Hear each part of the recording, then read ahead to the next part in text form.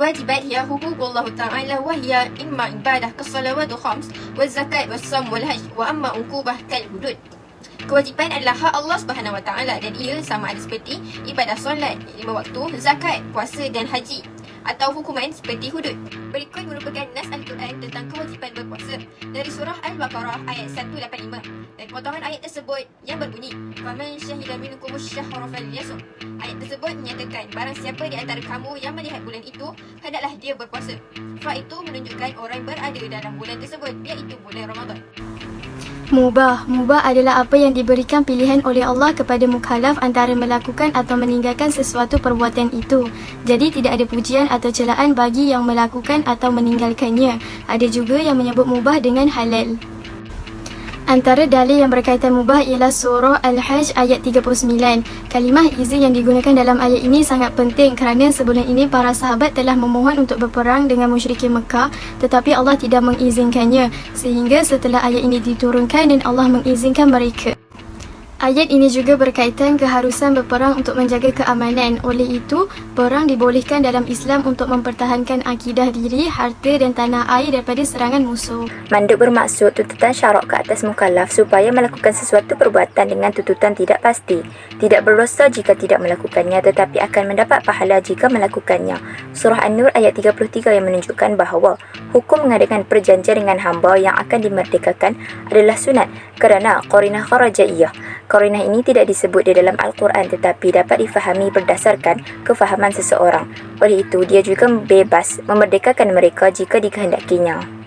Haram atau muharam ialah apa yang dituntut oleh syariat untuk ditinggalkan oleh mukallaf dalam bentuk keharusan. Seterusnya ialah nas yang menunjukkan penharaman khamar. Lafaz la'ana Rasulullah yang bermaksud Rasulullah melaknat 10 golongan yang terlibat dalam meminum arak. Ini kerana setiap apa yang dilaknat Rasulullah adalah perkara yang diharamkan oleh Allah dan sesiapa yang melakukan apa yang dilarang akan diazab di akhirat kelak. Ayat sebelumnya tergolong dalam bahagian Al-Muharram li Zatihi yang merujuk kepada perkara yang haram kerana terdapat unsur keburukan, kekotoran, kezaliman atau kemudaratan kepada orang lain. Oleh itu, hukum arak adalah haram. Makruh iaitu sesuatu perbuatan yang dituntut oleh syarak kepada orang mukallaf menjauhkan diri dari melakukan perbuatan itu sebagai tuntutan yang tidak mesti ditinggalkan. Contohnya, seseorang masuk ke dalam masjid dan duduk sebelum solat 2 rakaat di atas masjid. Hadis Rasulullah SAW daripada Abu Hurairah, maksudnya, apabila seseorang kamu masuk ke dalam masjid, maka janganlah duduk sehingga sembahyang 2 rakaat. Seterusnya, makruh terbahagi kepada 2. Yang pertama makruh tahrimi dan yang kedua makruh tanzihi. Berikut merupakan contoh dalil hukum makruh. Yang pertama, sebab. Secara ringkasnya, sebab bermaksud sesuatu yang menjadi asas wujudnya sesuatu hukum. Ada sebab, ada hukum. Tiada sebab, tiada hukum. Sebagai contoh, berdasarkan surah Al-Isra ayat 78. Ayat ini menunjukkan bahawa gelincir matahari menjadi sebab wajib solat zuhur. Dan ayat yang kedua, surah Al-Ma'idah ayat 38 memberi makna bahawa pencuri lelaki dan perempuan hendaklah dipotong tangan. Syarat bererti tanda yang harus. Suatu ibadah atau perkara syariat lazimnya mewajibkan adanya syarat dan harus dipenuhi. Tanpa syarat, perkara itu batal dan tidak sah. Dalil yang berkaitan syarat adalah daripada surah Ali Imran ayat 97. Artinya Allah mewajibkan manusia mengerjakan haji dengan mengziarahi Baitul Mal, iaitu siapa yang mampu mengerjakannya, dan barang siapa yang ingkar, sesungguhnya Allah lebih kaya dari segala ciptaan. Dalam ayat ini Allah menjadikan kesanggupan menunaikan haji sebagai syarat kewajipan haji. Maksudnya sesiapa yang tidak memenuhi syarat untuk menunaikan haji tidak wajib menunaikan haji. Manat ialah penghalang dari sesuatu. Ada kalanya manat itu dilakukan dan dalam kesanggupan orang mukallaf seperti pembunuh yang dilakukan oleh seorang ahli waris terhadap mewaris menjadi penghalang bagi keduanya untuk saling mewarisi.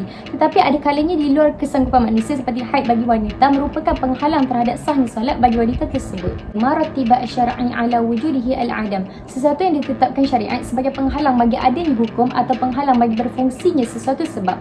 Manat terbahagi kepada 2 iaitu manat lil hukmi dan manat lil sabab.